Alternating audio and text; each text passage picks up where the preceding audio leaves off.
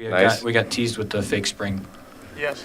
Yeah, I knew that was coming. It always happens. It always happens. But with that being said, we're going to get right into our Warhawk thought for the day, which is since spring break is coming up, we're going to talk about our favorite athletes coming back from a break, whether that be an injury or they just, came out of retirement or what have you. There's a lot of good guys out there, some unexpected, but I'd like to hear from you guys, starting with Creston. Yeah, I'm going to go with the hockey guy. I'm going to go Mario Lemieux. Oh, my. Yeah. Oh. Obviously, 80s, 90s was like Mario Lemieux's prime. He got Hodgkin's lymphoma in 1993. He had to step away, let his body heal. He retired at 31 in 1997. 44 months after that, he came back at 35, played 5 more seasons through age 40. He had a couple seasons with 35 and 28 goals. He retired in 2006 with 690 goals, just over 1,000 assists and 1,700 total points. So, coming back after that and having those kind of stats is kind of wild. Yeah, you did tell me that you were going to surprise me with the first one. You definitely shocked me. I was not expecting that. That's a cool poll. My pick is going to be Adrian Peterson. He tore his ACL and MCL in 2011 and then returned in only 8 months to 2012 and ran for 2,097 rushing yards and getting MVP. So I feel like that's pretty you usually don't even see guys come back after an ACL tear. So yeah, that's true. Now, would you say he's one of the greatest running backs of all time? His prime was really good, but it wasn't very long. And he had true. a lot of off-the-field problems as well. So I don't know if I would call him one of the greatest.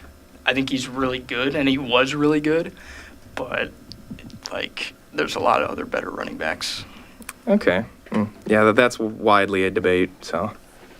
Yeah, when it comes to this topic, I mainly go to quarterbacks.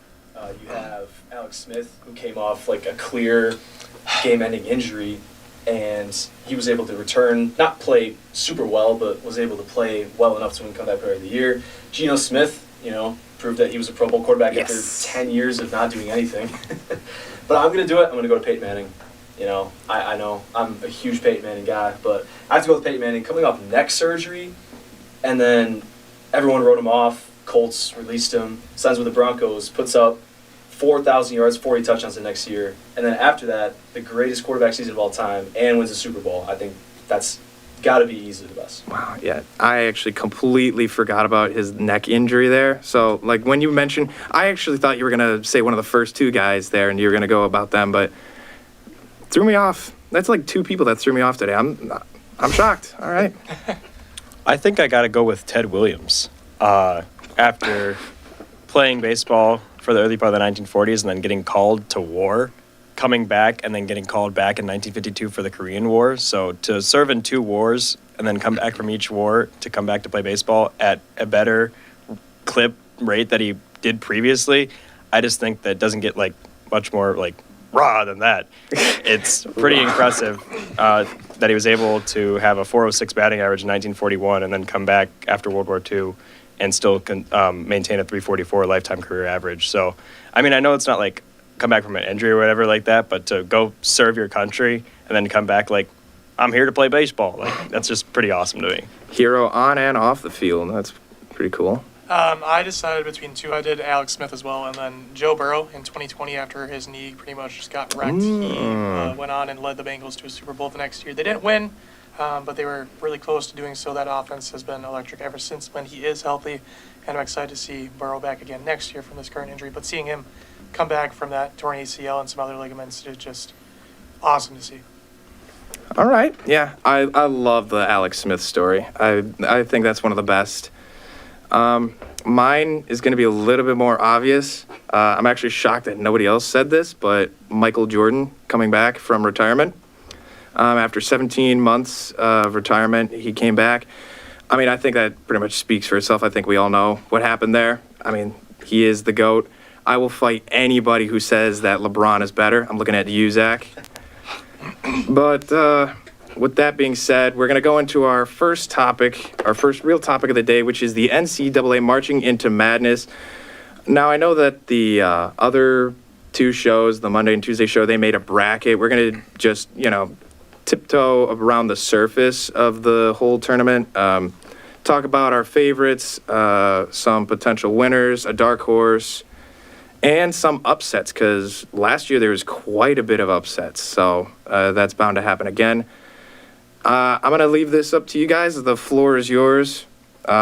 Whatever you want to talk about, what's on your mind, go for it. First off, I want to start with some upset candidates. I think that's a great way to start March Madness, considering just how many there are, and I think there's going to be even more this year than last year. So 2 teams I really would like to highlight are McNeese and Samford. Samford is one of the best offenses in the country. Kevin McCullough is now out for Kansas for the entire tournament. Hunter Dickinson's not 100%. I think Samford is going to go insane on offense and defeat Kansas in the first round as a 13 seed.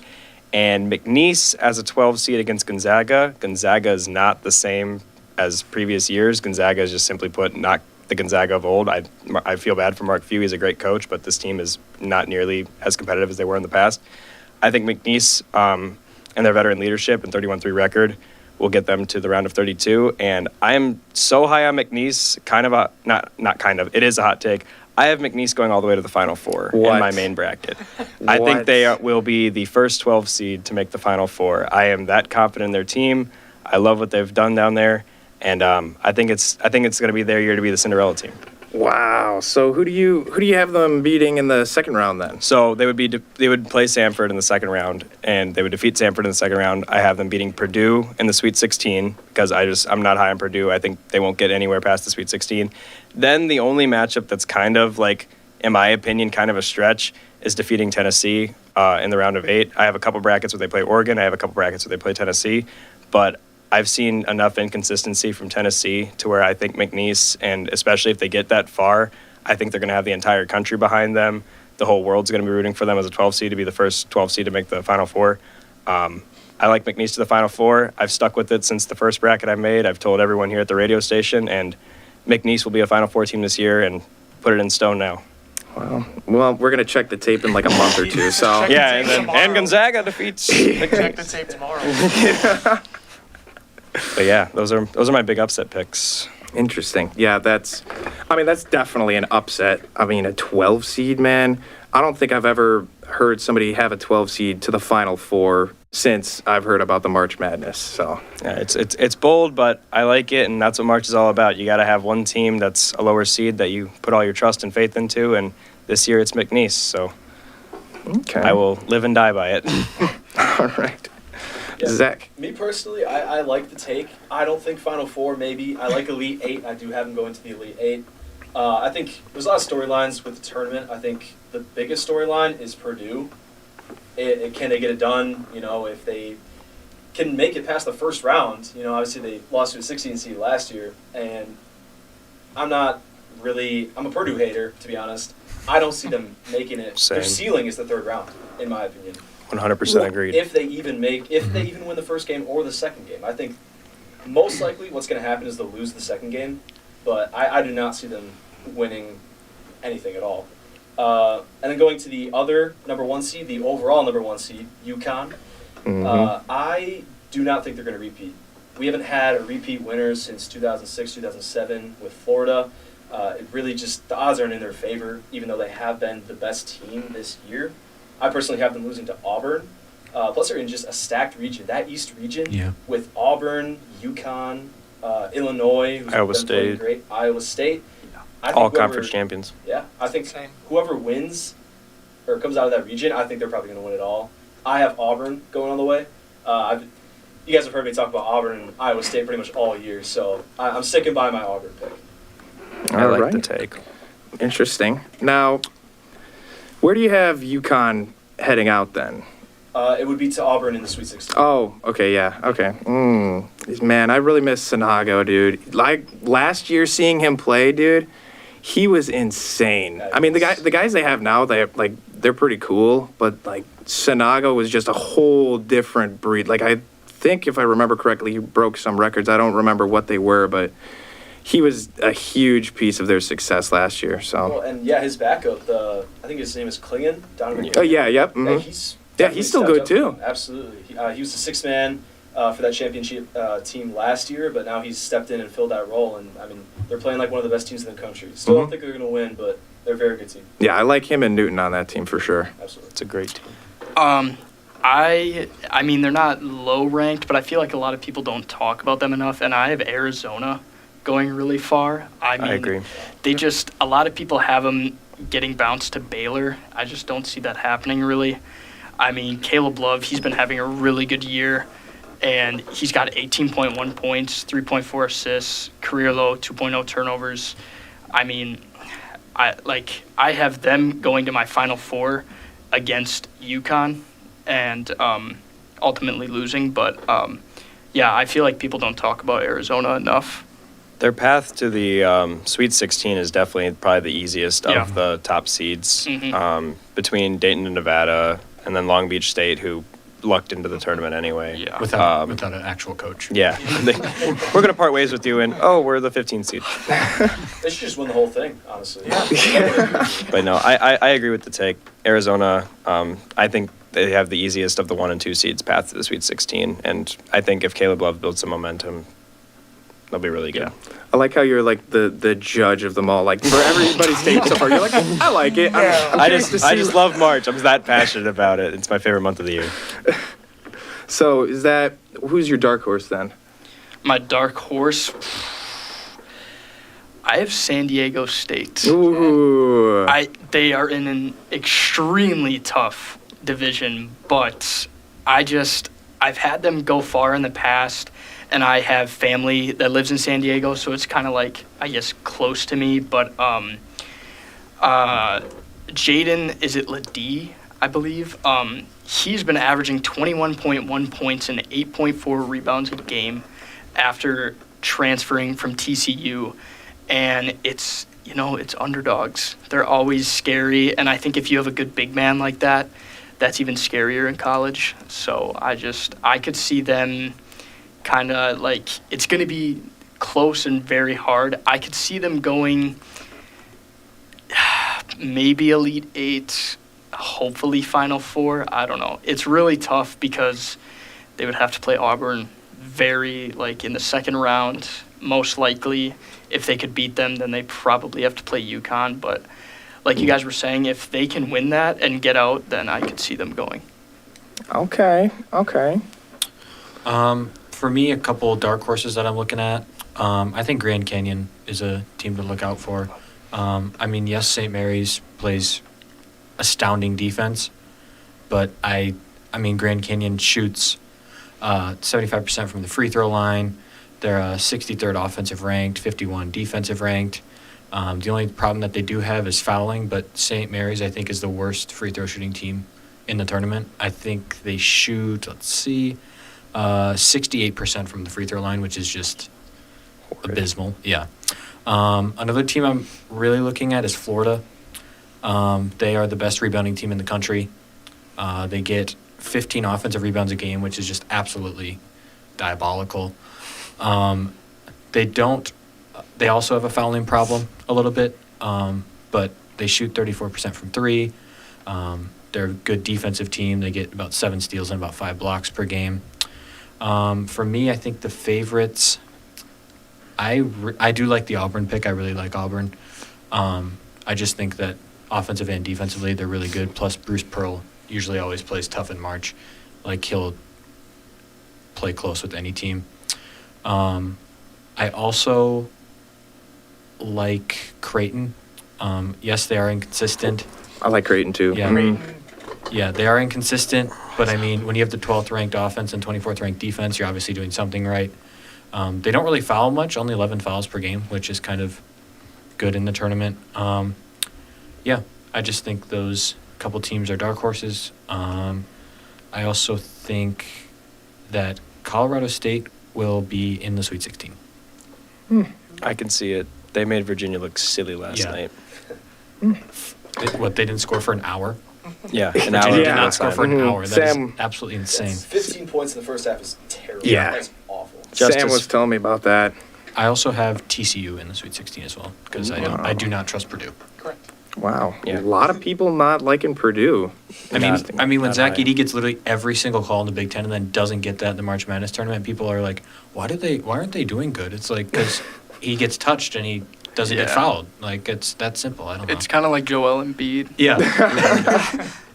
That's the thing too. You take him away, it's like what else do they have? Like yeah, their team is a little bit better like around him, but they're just not consistent enough like without him because they rely on him way too much. You take Edie off that team, they're an NIT team. Yeah. Yeah. I mean, yeah, he's 7'6", so like, yeah, he's a great player because he's 7'6". But I just you take him out, they're not going to win.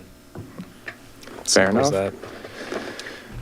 I'm going to go on a limb, and we talked about Creighton a little bit. I'm going to say that Creighton goes to the Final Four, actually.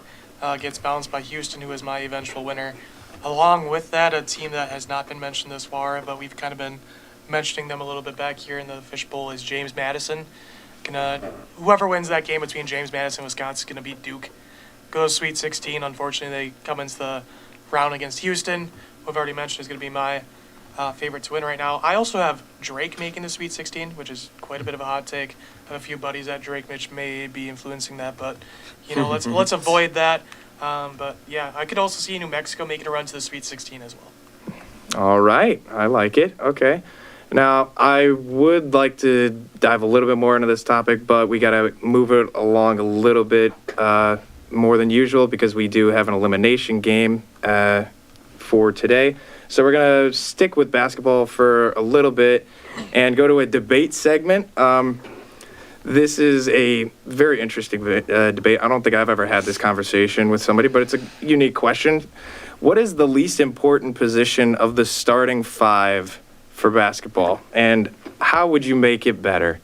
Very curious to see what you guys say here. I had like a small debate in my photography class today, and it went way longer than I thought. So, Austin? I think the least valuable is the center. Yes. In today's game, Yes.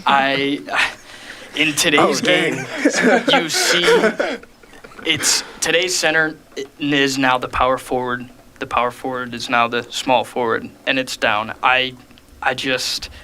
The center nowadays just isn't all that important, I guess. You don't even see people playing traditional center roles.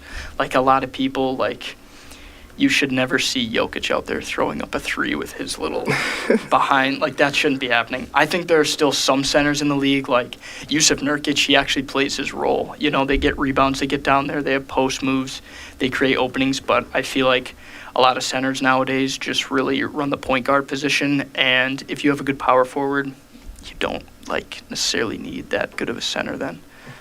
I agree. I mean, I was literally thinking the same thing, and I was like, I don't think anybody else is going to agree with me on center, but you said it right away. Yeah, so, yeah, I appreciate that.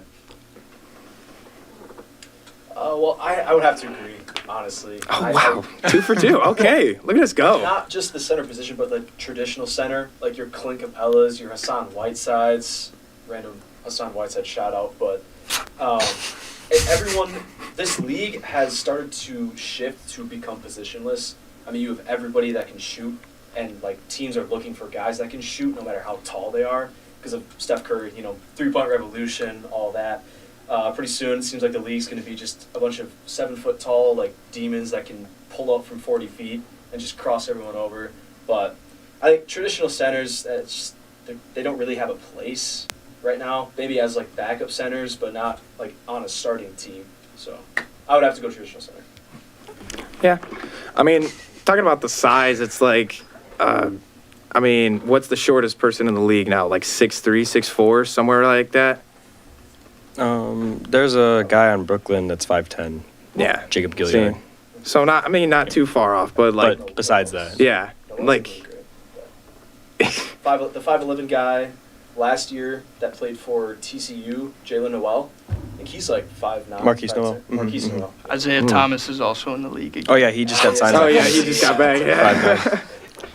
Well, I strongly disagree. I think in order to win basketball games, you need to be able to secure rebounds. And while it's not as flashy as the past, I still think the guys like Clint Capella, Hassan Whiteside, just that comes to mind because you said him, Yusuf Nurkic, who you mentioned, Austin. I still think that's required. I mean, you have your stretch bigs, your Wembys and whatnot, but I still think if you want to be a legitimate talent in the NBA, a legitimate organization competing, you have to have kind of a modern big man that's a bruiser setting screens. One prime example that I can think of now is Steven Adams with the Grizzlies last year before he got injured.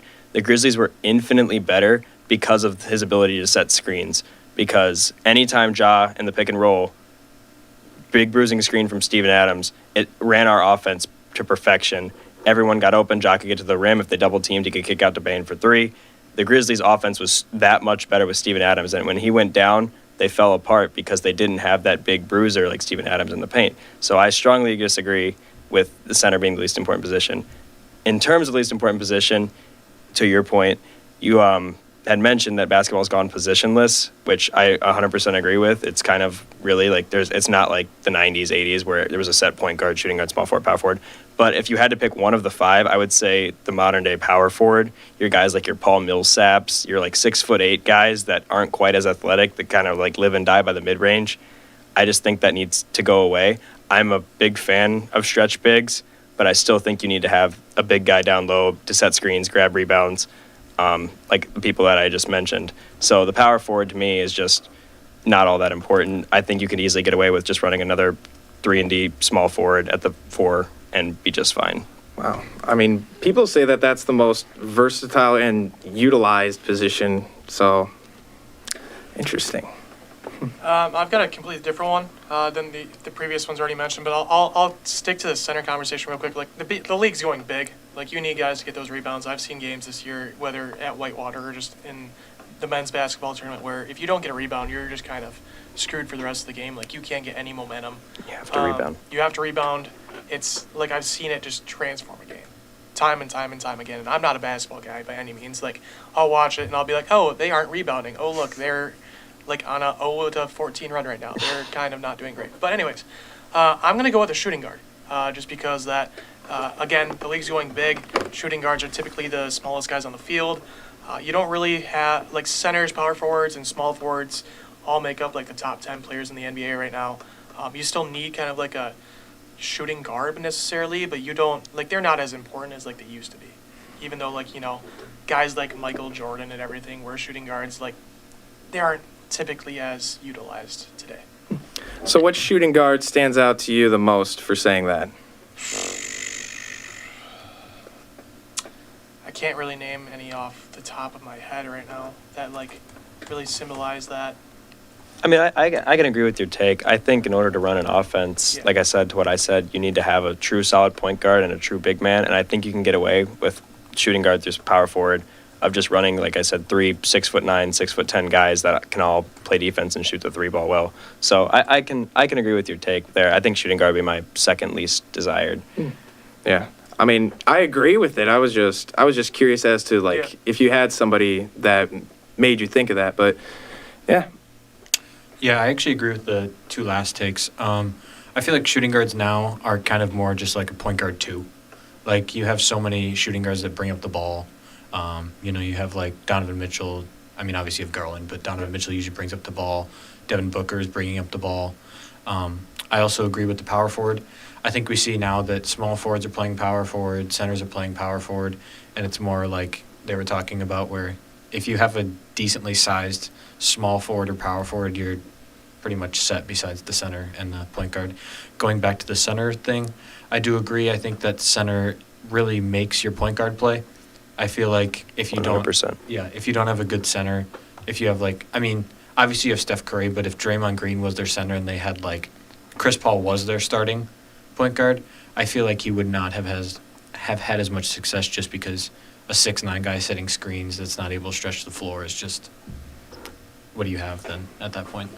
See, when a center is used like correctly, like how they're supposed to be used, making the structure and the plays for other players, I think then it's decent. But like similar to what you were saying, Austin, it's just like sometimes they're just playing almost a different position, and then it's like you could live without it. But then you have different cases where, like in Memphis, they're a key role. So sometimes I don't know if it's really the game plan or the coaching style that they have planned for them, or if it's just their play style. So I mean, it varies on the situation, but if nobody else has anything to say for that small debate, we're going to move on to our hockey segment, Hawks and Hockey.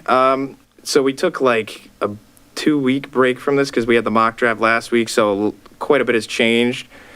But yeah, we're just gonna go into the standings for the Stanley Cup playoffs so far.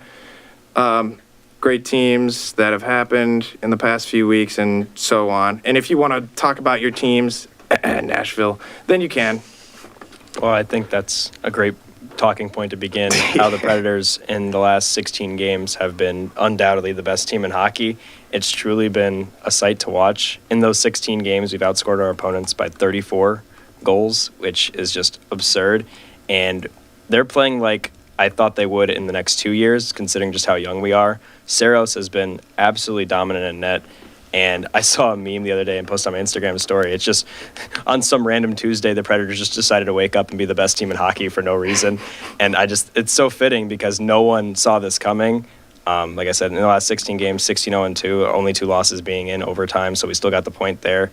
They're hot at the right time, and like I said, currently, like you had mentioned earlier, currently the wild card number 1 to play Winnipeg. If they're playing the way they are now, they just look so dialed in defensively. Offensively, the power play has been running really well.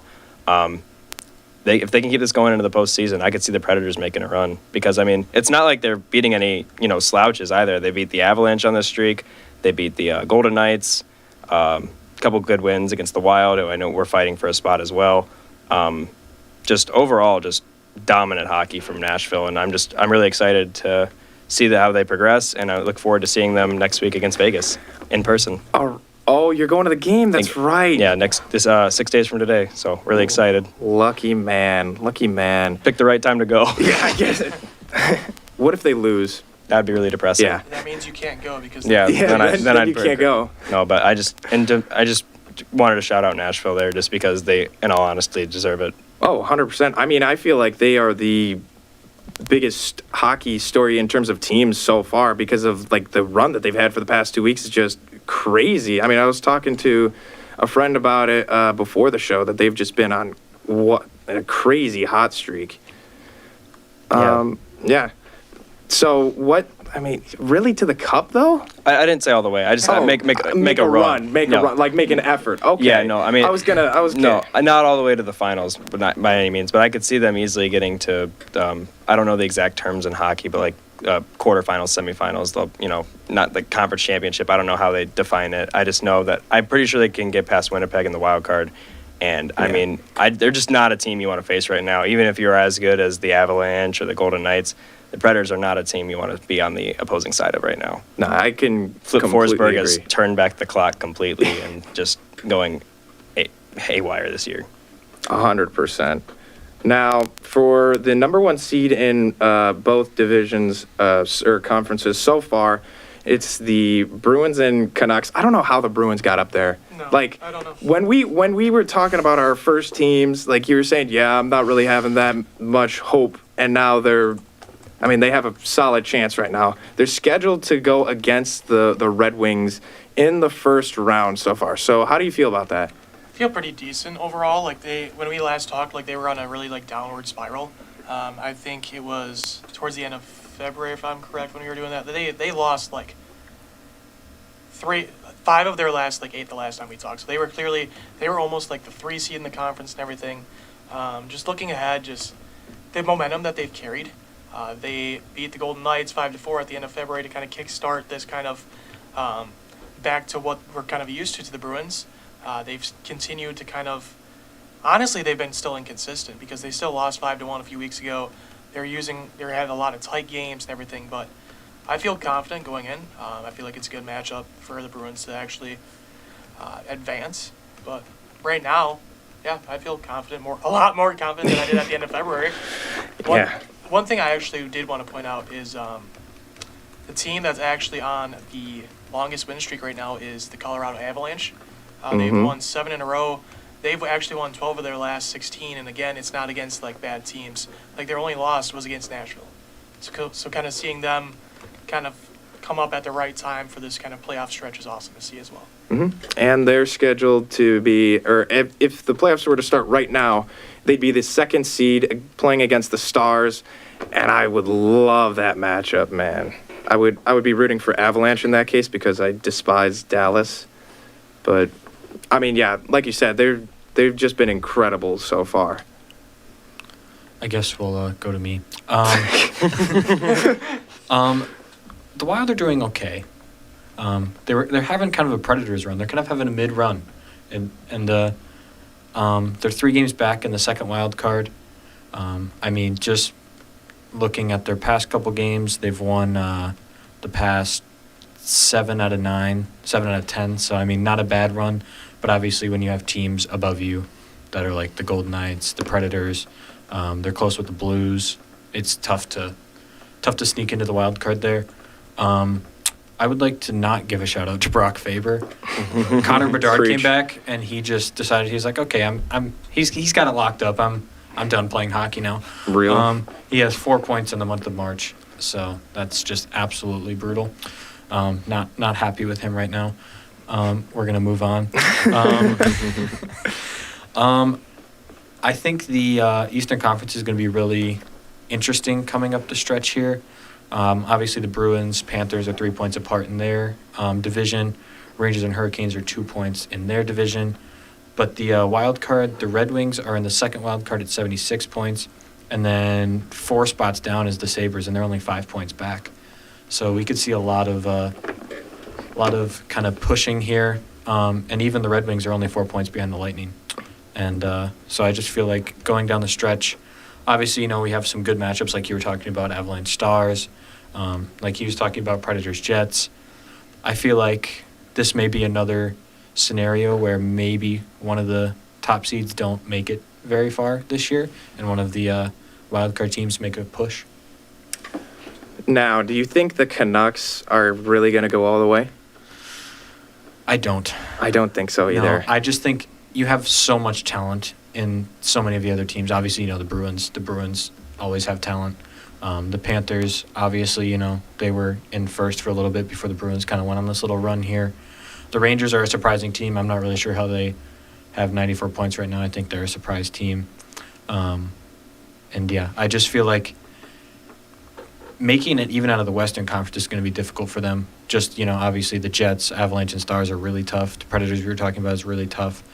But if they do make it to the Stanley Cup, you're going to have to face a super tough team in the Eastern Conference. And I just feel like, I don't know. I don't feel like they have the talent that is needed. I think their situation is kind of similar to the Baltimore Orioles of last season, Yeah. where they have a good foundation of where to go from here, but it's not enough to, sink it in the hole. Yeah. To start, the Flames are at a 4% chance to make the playoffs, which is higher Not than zero. the Kraken. It's not saying there's a zero. chance. There's a chance. But they pretty much tanked it. A lot of transactions for just kind of little cheap role player guys, just kind of get everybody out and make room. But I like the Rangers a lot. Like you were saying, they kind of have been on a roll recently. They've been doing pretty well. Obviously, they lead with 94 points, I believe, or 94 points. They've been really well recently. They were on I believe it was a 10-game win streak not too long ago, and they've just been really high with they've scored 17 points in the last 20 games, league best 11-1 record in the second legs, back-to-backs. They've had a really high point per possession average, and I mean the East is really tough, obviously, but I think that they could go pretty far. Okay. So which do you think is more scary, the Western Conference playoff bracket or the Eastern? I would probably go with the East. I mean, that's fair. What teams kind of stand out for you? Because, I mean, yeah, you got the Panthers, the Maple Leafs. I'm not convinced with the Maple Leafs. I'm really not. Even if they make it past the first round, they're not going to make it past the second round. That's going to be the new curse. For East, I mean, the Bruins and Panthers are always Yep, they're 1 and always 2. scared, Yep. yeah. Mm-hmm. The Hurricanes as well, they're really close with the Rangers. So that as well, if the Rangers can keep it. Yeah, I don't know. The Maple Leafs, I mean, the Eastern Conference is pretty, it's pretty close. Like, a lot of the teams are only a couple games ahead of each other. I feel like there's a couple teams at the way top, but there's a lot of teams where they could upset. There's a lot. Yeah. Mm-hmm. And I think the Flyers, I mean, they turned it on from like last season to this season. They were really, really, really disappointing last season. Like, embarrassingly. I remember when Brian was on the show and we were just making fun of the Flyers for that whole time. But, I mean, the fact that they're going to be, if it were to end right now again, they'd be up against the Hurricanes kind of tells a lot for how they have changed. So, I mean, that would be exciting if they do get in. Zach? Well, we're eliminated. So Yeah. finally burst out of Yeah. our misery here, honestly. But I will say that we are not the worst team in the league. We were for a while. For the San Jose Sharks, I want They to took it thank you. again. I appreciate you guys taking that place. But honestly, we're showing a little bit of life here after being eliminated. We lost 18 out of our last 20, but recently we've won 4 out of our last 7, which has been, encouraging to see, I guess, even if you're eliminated from the playoffs. Mrazek's been playing well at goalie. Bedard's put up 14 points this month. I mean, no doubt he's Rookie of the Year at this point. No doubt. Yeah, I think he sold it. Oh, yeah. But I think the big storyline with the playoffs, going away from the East, is the West. I mean, you got the top 4 teams all within 3 points of each other. So that's going to be really interesting to see, especially Avalanche. They're 9-1 in their last 10. They've won their last 7 games, so they're making a really big push for the 1 seed. So it's going to be interesting to see who comes out on top. Okay, all right. And I ask you this, and then after you answer, it can be open to anybody else. But who do you see winning the Eastern Conference and the Western Conference? Eastern Conference, I would have to. I'm going to go with the Panthers. Obviously, like they, it. They made that big trade. Mhm. We talked about. Well, that would be 2 weeks ago because I wasn't here last week. So I still think that they have the firepower. They have the talent to get back to that 1 seed. The West, honestly, it could be the Avalanche. I mean, they're just on like a huge run right now. Like I said, 9-1 their last 10. I think they can definitely make a push for the 1 seed. Interesting. So you got the Avalanche and the Panthers. Now, who would you have winning that? Probably the Panthers. to be Okay, honest. I like it. There you go. If you would have said Avalanche there, I would have been like, but I like it. Okay. Brendan? I would also have to agree with the Panthers in the East. And right now in the West, I'm not an Avalanche fan. I just strongly dislike them, but I can't say the Predators reasonably as that's just a homer pick. So I'm going to go with kind of a shocker. I think McDavid finally cracks the hump. I'm going to go with the Oilers versus the Panthers in the Stanley Cup final. I think Connor McDavid and just how incredible he is as a player. Like I said, this is kind of one of his down years in the past 3 years, and he's still a top 3 MVP candidate. I think they're finally going to get over that hump and make the Stanley Cup final. I do ultimately have the Panthers winning, but I think I just can't bring it in me to pick the Avalanche. I don't think they're going to make it back again this year. I like the Oilers as like a little tease. Drew would like that. Drew would like that statement. Him being a big Oilers fan, and I think it's been a while since a Canada team has been to the Cup. I think it's been like 7 years or something. Yeah, it's been a minute. It's been a minute. I know that's been discussed recently, but when you have, like I said, Connor McDavid, you can't even count out Draisaitl too. His true. impact Mhm. on the team. Nugent Hopkins has also been great. Evander Kane, not what he once was, but still making an impact. I like to see the Oilers make it. If anybody besides the Predators and the Avalanche, I'd like to see the Oilers make it. I like it. All right. I'm going to go ahead shock answer and just say the Avalanche and the Panthers as well. Same result, Panthers winning. I could see the Oilers making a run as well. Just McDavid's just so good. Potentially the best player still in the league right now, but I just think the Panthers have a lot going for them. Although they're on a 2-game slide right now, I feel like by the point where the Avalanche are in that Stanley Cup Finals that they aren't going to carry the same momentum as they are right now. All righty.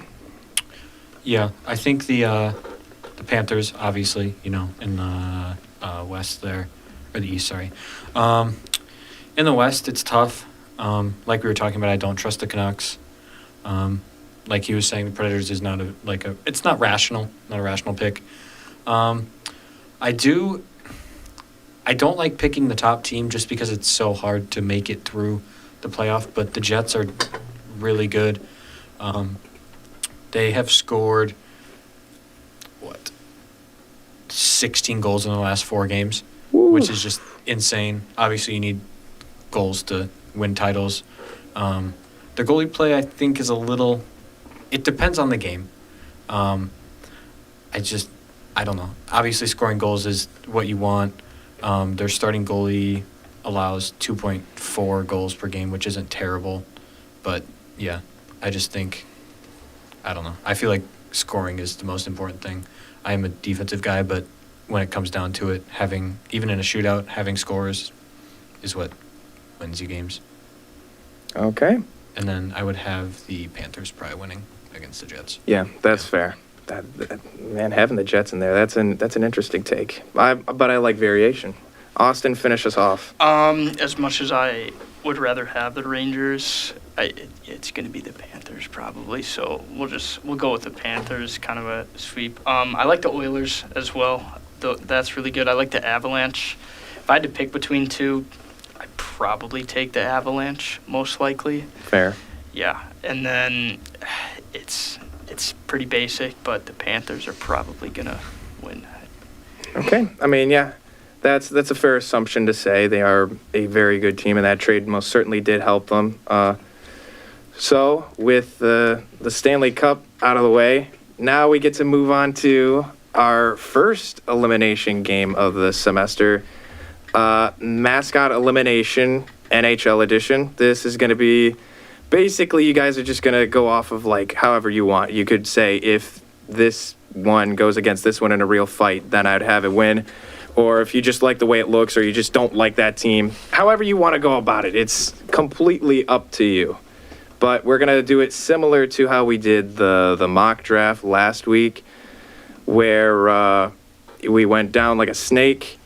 So we're going to start with Creston, and then Austin, and then the Fishbowl, and then I'll go and then loop back around. So do I have Bowie versus Nash? Yes. Okay. Yes, you do. I absolutely hate Bowie's look. I don't Yes, know thank what you so much. It looks like a. I don't even know. It looks like a doll. I mean, it's supposed to be like a troll doll kind of. Yeah, I don't like it. And obviously Nash is a fitting name, and it fits what it's supposed to. So I'm gonna go with Nash there. I respect it Yep. so much. I will take the slander for Bowie all day, every day. I hate Bowie. What a missed opportunity there. Do I have? Is it Louis versus? Yep, Gritty? you have Louis. We're just going to be going down the line. Gotcha. I'm gonna take Louis probably. I feel like Gritty's just like.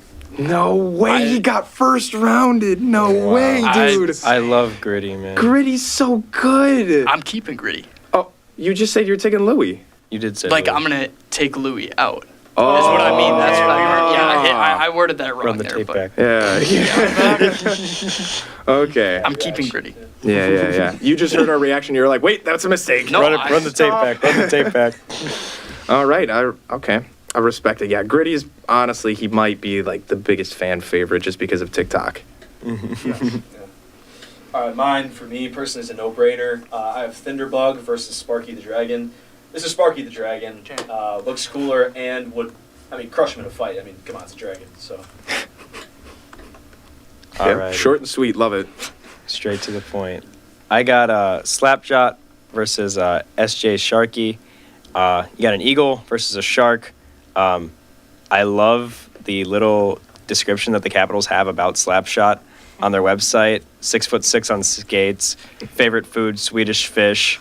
Born June 20th, 1782, and his favorite friends are Sam the Eagle, Big Bird, and Larry Bird. Yes. That being said, I just have to go with Slapshot. He's, pride of America. Wow, bald eagle. I got to go with Slapshot. Wow. Wow, man. What a mascot. So I've got Tommy Hawk versus Mickey Moose. I'm gonna go with the Moose here. I think it just looks cooler. The Hawk doesn't look that, it doesn't look that ferocious to me, to be honest with you. He Mickey looks more Mouse. confused. Mickey Mouse. What a dog. Yeah, that gets points for wordplay too. Okay, so the Gia Monster. Okay, I actually have to look this one up because I don't know this one offhand. The Gia Monster. It's the Golden Knights. Yeah, I thought that Oh, was, really? Yeah. Why? Exactly. I feel like if you Why is had to that? see. What the heck? Dude, another animal. What? Why? Just Wait, have they're a the just Golden have a Knights, night. right? Why do you have to be a Yeah. lizard? What is I think this? it's because they're in Vegas. Oh, but still, Yeah. if your team name is a knight, You I also mean, had to look it up, so I feel like that. Yeah, that's points for negativity there. I mean, I think it's obvious I'm gonna go Stormy and Caroline. I also don't like the Golden Knights anyways, so sorry, Nolan. Now okay, Nordy. Oh, Hal the Octopus. I'm still upset with this because the Kraken, the only reason why their mascot isn't an octopus is because Al exists. And I hate that. And it's only because they throw an octopus on their rink. Like, that's the But it's too iconic, so I'm going to have to do Al over Nordy. I've got Spartacat and Carlton the Bear. I'm gonna go Spartacat. It looks like kind of like a caveman and a cat mixed together with like a knight, and I don't think that bear is looking very, intimidating. Oh, wait, no, not Carlton, no! My bad. No, not Carlton! No! That's so unfortunate. Oh my god, dude, he's so nice. Bernie the Saint Bernard versus Wild Wing. Ugh, this is not a fun one because I don't like the Avalanche, but I can't get behind a duck that looks angry.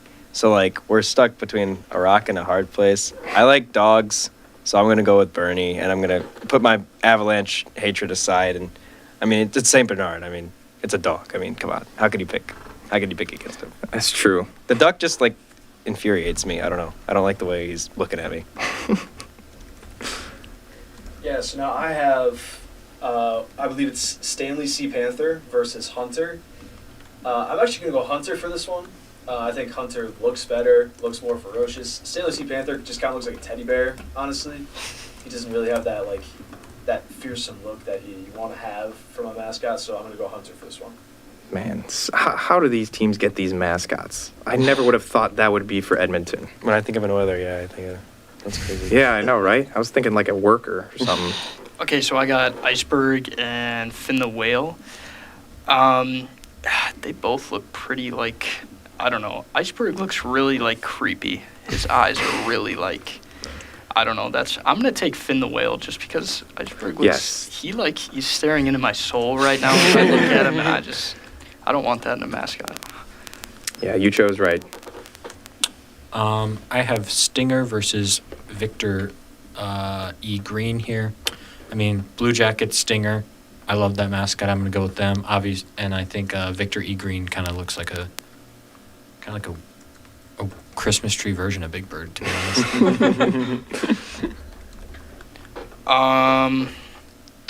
Oh, it's me again. Yeah. Okay. Harvey the Hound and Howler. Okay. Ooh. This one is tough because you think of coyotes, you think of howling. Yeah, I think I'm going to go with Howler.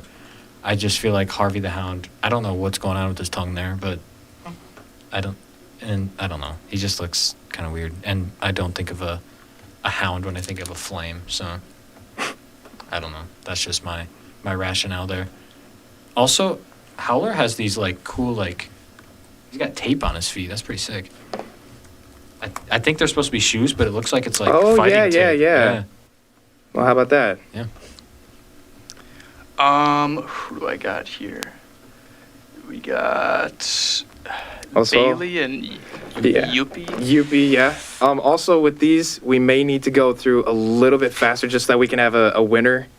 So, yeah, 'cause Okay, I forgot that there's only 31 mascots. Yeah, I'm gonna take Yuppie just because it's a better name, and Bailey it's just a lion. It's pretty Also looks like a Canadian. yeah. All right, moving along, I have the New Jersey Devil and Sabretooth. I can't in the right mind pick a devil, so I'm gonna go with Sabretooth. Oh yeah. Plus, he looks like Sid the Sloth, so I think it's kind of fun. So are we gonna start from the bottom? No, or- now we go all the way up to back to the top. All right. Yeah. So we have Blades the Bruin versus Nash. Gotta go with Nash. Oh my gosh, I'm- it's actually happening. I understand the history of Blades the Bruin and Scary Bear, but I love Nash. He's my favorite mascot, even more than the Grizz. He didn't even get a chance. So gotta go with Nash versus Blades there. Sorry, Mr. Bruins fan. That's so funny. He was one pick away. So I've got Gritty versus Sparky the Dragon. I gotta go Gritty. Like Gritty is just, he's just gritty, man. He's just gritty, man. I say right. You know, the story you gave of Slapshot last time really took my Inspired you? heart. Yeah. So I'm gonna. He's going ahead of Mickey Moose, and I think I'm also gonna have to take Al the Octopus here, just because I do love the tradition of throwing an octopus on the ice rink, even in the middle of a game. I think that's hilarious. So I've got Spartacat versus, you said Bernie, correct? Mhm. Okay, so I'm gonna go Spartacat. I'm sorry, I love dogs, I love St. Bernards, but for some reason that cat just looking like a caveman and a cat and just all mixed in one. I don't know. It looks kind of angry. Alrighty. I got Hunter versus we selected Finn the Whale, correct? Yes, Finn the Whale. This is really tough decision, but right now my gut's telling me to go with Hunter, and No I always tell myself to way. trust my gut, so I'm gonna go with Hunter. What are we doing here? What are we doing? I like just the way he poses for this mascot picture. Just something tells me Yep. this is not a guy Let I me- want to meet. Let me see it. Let me see it. I mean, just Turn it around for me. I gotta see what you're talking about because I'm looking at something different. I'm just saying. I mean, come on. Okay. All right. That is not. If you tell me you got to 1v1 this guy on an ice, I would not want to meet him in a fight. I love Hunter there. Sorry to Finn the Whale, but I got to rock with Hunter. Rest in peace, Finn. So I do believe I have, is it Stinger and Harvey the Hound? You know, you have Stinger and Howler. Stinger and Howler. Okay, forgive me. I have to look up Howler. Unfortunately, the bracket's not letting us like advance a team If to you- the next Oh, round. So, really? Refresh the page. Oh, Oh, refresh. Oh, because is he doing? Okay, perfect. there we go. Yeah, we were trying to manually do it. Now I can. oh. okay. No, so you guys like it wouldn't let you before? No, No. now we see your edits Yeah. to it. Yeah, we got it. So, Oh, so wait, like. You had to refresh the page. Yeah. so we were trying to remember Oh. who was selected by each. Yeah. individual. Yeah. Oh, so like I'm the only one that's actually doing the. Yes. Oh my goodness. Okay, so wow. now. Okay, so. Now we're good. Yeah, moving on. I'm gonna pick Stinger. I just think he looks cool. That's literally all the rationale I have for that one.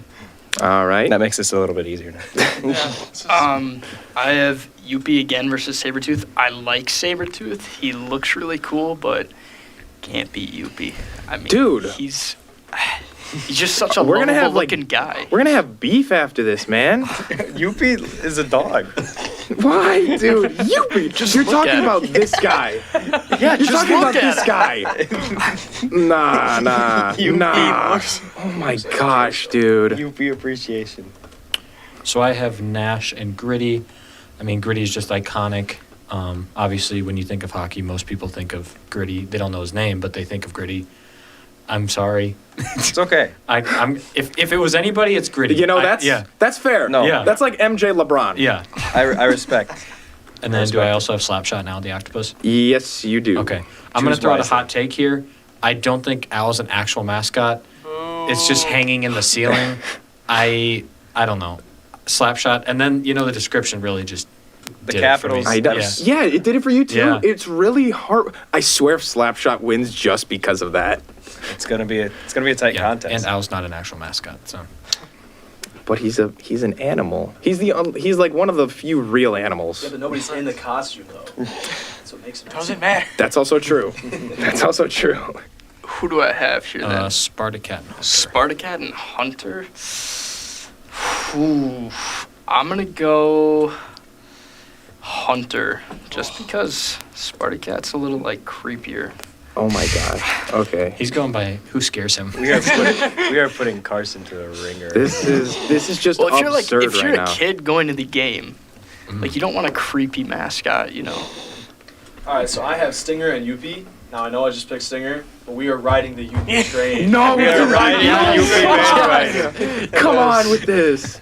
He just I looks agree. like a cool uncle, you know? Exactly. Dude, he looks like he's about to sleep all the time. No, Gritty on top.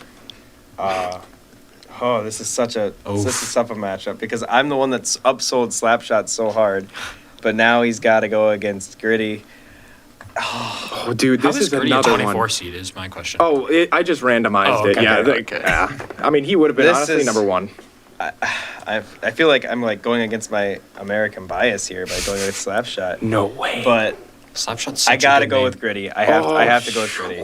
my it was gosh. a great run for Slapshot. A Final Four is nothing to sneeze at. But Gritty, just overall, he's an icon. The TikTok memes are it's iconic. I love Gritty. Gotta go with Gritty. He is the Benny Bull of the NHL. Yeah, you can't pick against him. Like I said, shout out Slapshot though, for real. Yeah. And Larry Bird. For real, though. So I got Hunter versus Yuppie.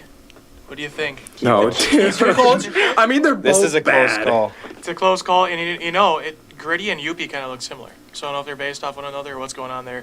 But I got to go Hunter. I just think Hunter's going to attack Yuppie, dude. Oh my gosh. Justice for you. The savior of I Mason. thought about it. I thought about See, I it. think Yuppie would just pull out a shotgun. Dude, I was going to say that. I was Yuppie gonna can do say it, that. bro. He just looks like a Canadian that can, he just do it. He's a hunter, dude. Yeah. Get it? Get it? That's one for the pun board. Oh. So this one, we're actually going to do, because, I mean, if it was up to me, it's too obvious.